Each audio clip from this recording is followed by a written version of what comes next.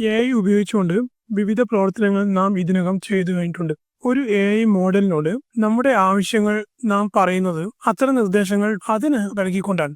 ഇത്തരത്തിൽ ഒരു AIയിൽ നിന്ന് നമുക്ക് എന്താണോ ലഭിക്കേണ്ടത് അതിന് നാം നൽകുന്ന നിർദ്ദേശങ്ങളെ പൊതുവെ പ്രോംപ്റ്റുകൾ എന്ന് വിളിക്കാം. ഇത്തരം പ്രോംപ്റ്റുകൾ സാധാരണഗതിയിൽ ടൈപ്പ് ചെയ്ത് നൽകുകയാണ് ചെയ്യുന്നത്. ഇത് ഒരു ചോദ്യമോ ഒരു വാചകമോ അല്ലെങ്കിൽ മറ്റേതെങ്കിലും തരത്തിലുള്ള നിർദ്ദേശങ്ങളോ ഒക്കെ ആകാം.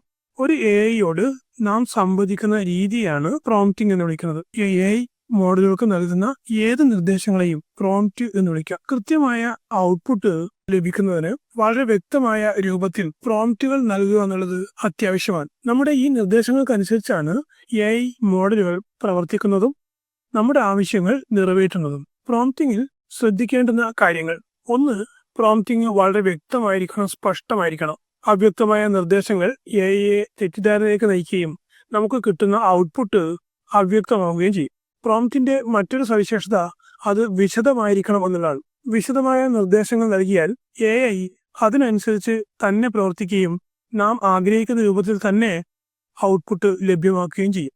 AI പ്രോംപ്റ്റിന് കൃത്യമായ ഘടനയും ക്രമവും ഉണ്ടായിരിക്കണം. നമ്മുടെ ഉദ്ദേശം നാം നൽകുന്ന പ്രോംപ്റ്റിൽ വ്യക്തമായിരിക്കണം. കൃത്യമായ ലക്ഷ്യത്തിലേക്ക് നയിക്കുന്നതിന് പ്രോംപ്റ്റിലെ ഉദ്ദേശ വ്യക്തത തീർച്ചയായും AIയെ സഹായിക്കും.